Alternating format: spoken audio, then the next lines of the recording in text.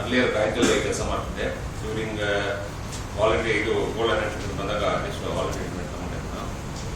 ಆನಂತರ ಶೇರ್ ಮಾರ್ಕೆಟಲ್ಲಿ ಮುಂದೆ ಇದೆ, ಹಿಂದೆ 1980s ರಿಲಯನ್ಸ್ ಎಲ್ಲ ಎಷ್ಟೇ buying in the new issues ಅಲ್ಲಿ ಮಾತ್ರ. ಅಲ್ಲೇ ಸ್ವಲ್ಪ ಟ್ರೈನಿಂಗ್ ಇರಲಿಲ್ಲ, ಜಸ್ಟ್ ಓದಿದ್ದು ಕಾಲೇಜಲ್ಲಿ ಓದಿದ್ದು ಅದ್ರ ಬೇಸ್ ಮೇಲೆ ನ್ಯೂ ಇಶ್ಯೂಸ್ ಅಲ್ಲಿ ಬೈ ಮಾಡಿದ್ರೆ ತುಂಬ ಲಾಭನ ಆಗಿತ್ತು. ಅವಾಗ ಫೇರ್ ಇಶ್ಯೂ ಅಂತ ಡೈಲಿ ಇಶ್ಯೂಸ್ ಮಾಡಿದಾಗ ತುಂಬ ಕಡಿಮೆ ಪ್ರೀಮಿಯಂ ಇತ್ತು.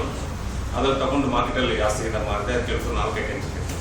ಹಾಗಾಗಿ ಈ ಥರ ಕೆಲವು ಫೆಸಿಲಿಟೀಸ್ ಇರಲಿಲ್ಲ ನನಗೆ. ಕೆಲವು ಬ್ಯಾಡ್ ಡೆಲಿವರೀಸ್ ಆಯಿತು, ಅದು ಕ್ಯಾಶ್ ಆಗಿಲ್ಲ, ಕೆಲವು ಡೆಲಿವರೀಸ್ ಕಳೆದೇ ಹೋಯ್ತದೆ.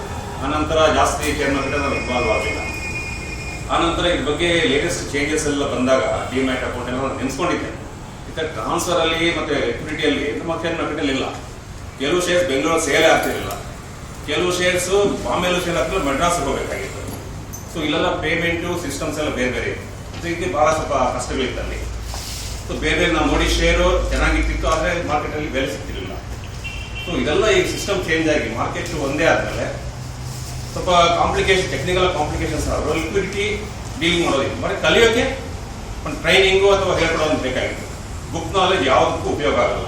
ಆಗ ನನ್ನ ಫ್ರೆಂಡ್ ಒಬ್ಬರು ಹೇಳ್ತಿದ್ರು, ನಾನು ಕೆಲವು ಪ್ರಶ್ನೆ ಕೇಳ್ತಿದ್ದೆ ಅವ್ರಿಗೆ, ಹೇಗೆ ನಡೀತಿದೆ ಹೀಗೆ ಮಾರ್ಕೆಟು, ಹೇಗೆ ನಾನು ಮಾಡ್ತಿದ್ದಾರೆ ಅಂತ. ಅಯ್ಯೋ ಭಾಳ ಕಷ್ಟಪ್ಪ, ಯಾರಿಲ್ಲ, ನಾನು 100ರಲ್ಲಿ 99 ಜನ ಫೈಲ್ ಅಂತ ಹೇಳ್ತಿದ್ರು ಅವರು. ಅದಕ್ಕೆ ಯಾಕೆ ಫೇಲ್ ಆಗ್ತಾರೆ? ಆದರೆ ಎಲ್ಲರೂ ಫೇಲ್ ಅಂದರೆ ಮಾರ್ಕೆಟ್ ಯಾಕೆ ನಡೀತಾ ಇದೆ, ಹೊಸರು ಬರ್ತಾ ಇದೆ, ನಡೀತಾ ಇದೆ ಅಂತ. ಹಾಗಾದ್ರೆ ಮಾರ್ಕೆಟ್ ನಡೀತಿರ್ಬೇಕಾದ್ರೆ ಫೇಲ್ ಆದರೂ ಮತ್ತೆ ಬರಲ್ಲ, ಮತ್ತೆ ಸಕ್ಸಸ್ ಆಗಿ ಇದಾದ್ರೆ ಮಾರ್ಕೆಟ್ ನಡೀತಾನೆ ಇದೆ. ರೇಟ್ ಜಾಸ್ತಿ ಇದೆ, ಆದರೂ ಮಾರ್ಕೆಟಲ್ಲಿ ಹಣ ಇದೆ. ಅದು ಹೇಗೆ ಡಿಸ್ಟ್ರಿಬ್ಯೂಟ್ ಆಗುತ್ತೆ, ಕ್ಯಾಪಿಟಲ್ ಹೇಗೆ, ಮಾರ್ಕೆಟ್ ಕ್ಯಾಪಿಟಲ್ ಹೇಗೆ ಜಾಸ್ತಿ ಇದೆ, ಆ ರೇಟ್ ಯಾಕಿದೆ. ರಿಲಯನ್ಸ್ ಇವತ್ತು ಅವ್ರ ಓನ್ ಕ್ಯಾಪಿಟಲ್ ಕಡಿಮೆ ಇದೆ, ಪೇಡ್ ಅಪ್ ಕ್ಯಾಪಿಟಲ್. ಆದರೆ market 10 times, 15 times, 30 times, 100 times ಯಾಕಿದೆ. ಇದು US ನಲ್ಲೂ ಇದೆ, ಎಲ್ಲ ಇದೆ, ಎಲ್ಲ ಕಡೆ ನಡೀತಾರೆ. ಸೊ ಏನೋ ನಮ್ಮದೇ ಫಾಲ್ಟ್ ಇರಬೇಕು, ಪ್ರಾಪರ್ ಟ್ರೈನಿಂಗ್, ಪ್ರಾಪರ್ ನಾಲೆಜ್ ಇಲ್ಲದೆ ಇರ್ಬೋದು ಅಂತ. ಆಗ ಒಂದ್ಸಲ ಹೇಳಿದ್ರು ಅವರು, ನಿಮ್ಗೆ ಬೇಕಾದ್ರೆ ಉದ್ಯಮಕ್ಕೆ ಒಂದು ಪ್ರೋಗ್ರಾಮ್ ಬರ್ತದೆ, ಬೆಳಿಗ್ಗೆ ನೋಡಿ ಅಂತ ಹೇಳಿದ್ರು. ಫಸ್ಟ್ ಟೈಮ್ ನಾನು ಒಂದ್ಸಲ ಟಿವಿ ಏನೋ ನೋಡಿದೆ, ಅವಾಗ 8:20ಗೆ, ಜಸ್ಟ್ 2 months ಬ್ಯಾಕ್. ಸಡನ್ ಆಗಿ ಏನೋ ಒಂದು ಕ್ಯಾಚ್ ಆಯ್ತು ನನಗೆ. ಇವರು ಕರೆಕ್ಟಾಗಿ ಏನೋ ಒಂದು ಮಾತು ಹೇಳ್ತಿದ್ದಾರೆ, ಬರ್ತಿದೆ. ಅವಾಗ ನಾನು ಸ್ವಲ್ಪ CNBCನೂ ಮೊದಲಿಂದ ನೋಡ್ತಾ ಇದ್ದೇನೆ, ಅದು ಏನು ಗೊತ್ತಾಗ್ತಿಲ್ಲ ಅಷ್ಟು. ಅವರು ಮಾತು ಕೇಳಿದ್ಮೇಲೆ ಸ್ವಲ್ಪ ಫಾಲೋ ಮಾಡಿದೆ. Yes, there is a stop. ಅವ್ರು ದಿನ ತೋರಿಸಿದ್ರೆ ಇಷ್ಟು ಪ್ರಾಫಿಟ್ ಮಾಡ್ಬೋದು ಅಂತ. ನಾನು ಒಂದು ಬುಕ್ ತಗೊಂಡೆ, ನೋಟ್ ಮಾಡಿದೆ, ಎಲ್ಲ ಮಾಡಿ ವರ್ಕೌಟ್ ಮಾಡಿದ್ರೆ ಖಂಡಿತ ಇದೆ. ಅಲ್ಲಿ ಡೇಟ್ ಎಲ್ಲ ಚೆಕ್ ಮಾಡಿದೆ, ಪೇಪರ್ ನೋಡಿದೆ, ಎಲ್ಲ ಕರೆಕ್ಟ್ ಆಗಿದೆ. ಆದರೆ ನಾವು ಯಾಕೆ ಅದನ್ನು ಪ್ರಾಕ್ಟಿಕಲ್ ಆಗಿ ಮಾಡೋಕ್ಕಾಗ್ತಿಲ್ಲ? Lack of knowledge. ಅದೇ ಕಾರಣದಿಂದ ಇವರು ಒಂದು ಕೋರ್ಸ್ ಕಂಡಕ್ಟ್ ಮಾಡಿದೆ. ಫಸ್ಟ್ ನೋಡಿದೆ, ಆಮೇಲೆ ಒಂದು ಕೋರ್ಸ್ ಕಂಡಕ್ಟ್ ಮಾಡ್ತಿದ್ದಾರೆ ಅಂತ ಹೇಳಿದ್ರು. ಸರಿ, ಇಮಿಡಿಯೇಟ್ ಆಗಿ ನಾನು ಅದಕ್ಕೆ ಜಾಯ್ನ್ ಆದೆ. ದಟ್ ಈಸ್ ರುದ್ರಾಲಜಿ ಅಂತ. ಅದನ್ನು ನೋಡಿದ್ರೆ ನನಗೆ ಫಂಡಮೆಂಟಲ್ಸ್ ಇಂದ ಹೇಳಿದ್ರು. ಕೆಲವೆಲ್ಲ ನಾನು ಹಿಂದೆ ಬಿಟ್ಟಿದ್ದೆಲ್ಲ, ಕೆಲವೆಲ್ಲ ನೋಡಿ ಮರ್ತೋಗಿರೋದೆಲ್ಲ ನೆನಪು ಬಂತು ನನಗೆ.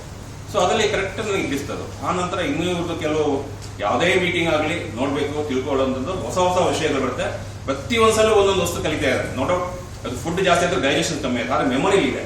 ರೀವರ್ಕ್ ಮಾಡಿದಾಗ, ಮನೇಲಿ ಹೋಮ್ ವರ್ಕ್ ಮಾಡಿದಾಗ ಅದು ಕರೆಕ್ಟಾಗಿ ಬರ್ತಾ ಇದೆ. ಸೊ ಇನ್ನೂ ಇದಕ್ಕೆ ನಾವು ಪಡೆಯೋದು ನಾಲೆಜ್ ಭಾಳ ಇದೆ. ಆ ನಂತರ ನಾನು ಬಿಸ್ನೆಸ್ ಶುರು ಮಾಡಿದ್ರೆ ಕಳ್ಕೋಬಾರ್ದು. ಯಾಕಂದ್ರೆ ಅವ್ರ ನಾಲೆಜ್ ಪಡ್ಕೊಂಡ್ಮೇಲೆ ಕಳ್ಕೊಳ್ಳೋ ಪ್ರಶ್ನೆನೇ ಬರೋದಿಲ್ಲ. ಅದು ಸರಿಯಾಗಿ ಕಲಿಬೇಕು. ಆ ಕಾರಣಕ್ಕೆ ನಾನು ಅವ್ರ ಇದಕ್ಕೆ ಬರ್ತಾ ಇದ್ದೆ. ಆಮೇಲೆ ಅವ್ರ ಕೆಲವು ಉದಾಹರಣೆಗಳು ಮತ್ತು ಸಿಂಪ್ಲಿಸಿಟಿ ಇದೆ ನೋಡಿ, ಅದು ಭಾಳ ಜನಕ್ಕೆ ಗೊತ್ತಾಗಲ್ಲ. ಈಗ ಸಡನ್ ಆಗಿ ಒಂದು ಯಾವ್ದು ಅರ್ಥ ಆಗಲಿದಾಗ ಅದು ಬೇರೆ ಒಂದು ಉದಾಹರಣೆ ಮೂಲಕ ತಿಳಿಸ್ತಾರೆ. ಆ ಉದಾಹರಣೆ ತಿಳಿಸ್ಬಿಟ್ರೆ ನಮಗೆ 100ಕ್ಕೆ 100% ಅರ್ಥ ಆಗುತ್ತೆ. ನಮಗೆ ನೆನಪಲ್ಲಿ ಇಟ್ಕೊಂಡಿದ್ರೆ ಇದಕ್ಕೆ ಕಂಪೇರ್ ಮಾಡೋದು, ಅಲ್ಲಿ ಏನಿದೆ, ಕಾಮನ್ ಸೆನ್ಸ್, ಆಮೇಲೆ ಲಾಜಿಕ್, ಆಮೇಲೆ ನಾಲೆಜ್, ಆಮೇಲೆ ನಮಗಿರೋ ಪೇಷನ್ಸ್, ಇದೆಲ್ಲ ಪ್ರಪೋರ್ಷನೇಟ್ ಆ್ಯಡ್ ಮಾಡಿದ್ರೆ ಬರೇ ಶೇರ್ ಮಾರ್ಕೆಟ್ ಅಲ್ಲ, ಜೀವಮಾನದಲ್ಲೇ ನಾವೆಲ್ಲರೂ ಸಕ್ಸಸ್ಫುಲ್ ಆಗ್ಬೋದು. ನಮಗೆ ಟೈಮ್ ಬೆಲೆ ಗೊತ್ತಿರಲ್ಲ, ಹಣದ ಬೆಲೆ ಗೊತ್ತಿರಲ್ಲ. ಆದರೆ ಇದನ್ನು ಈ ಫಾರ್ಮುಲಾದಾಗ ಅಡಾಪ್ಟ್ ಮಾಡಿದಾಗ ಹಣದ ಬೆಲೆನೂ ಗೊತ್ತಾಗುತ್ತೆ, ಜೀವನ ಬೆಲೆ ಗೊತ್ತಾಗುತ್ತೆ, ನಮ್ಮ ಮೌಲ್ಯ ನಾವು ಹೇಗೆ ವೃದ್ಧಿಸ್ಕೊಳ್ಬೋದು ಅಂತ ಗೊತ್ತಾಗುತ್ತೆ. ಈ ವಿಷಯಕ್ಕೆಲ್ಲ ನಾನು ತುಂಬ ಉದ್ಯಮಕ್ಕೆ ತುಂಬ ಅಭಾರಿಯಾಗಿದ್ದೇನೆ. ನಾವು ಎಲ್ಲೇ ಓದಿದ್ರು ಮಾಡೋದು ನಮಗೆ ಇಷ್ಟ ತಲೆಗೆ ಹೋಗಲ್ಲ. ಆದರೆ ಅವ್ರು ಹೇಳೋ ರೀತಿ ಮತ್ತು ಡೈರೆಕ್ಟಾಗಿ ನಮ್ಮ ಮನಸ್ಸಿಗೆ ನಾಟ ಥರ ಹೇಳ್ತಾರೆ, ಅದು ಅವ್ರಿಗೆ ಮಾತ್ರ ಕಲೆ ಸಿದ್ಧಿಸಿದೆ. ಆದರೆ ನಮ್ಗೆ ಸಮಸ್ಯೆ ಸಿದ್ಧಿಸ್ತೇ ಇದ್ರು ನಾವು ಕಲಿಯೋಕ್ಕೆ ನಾವು ತಿಳ್ಕೊಬೋದು.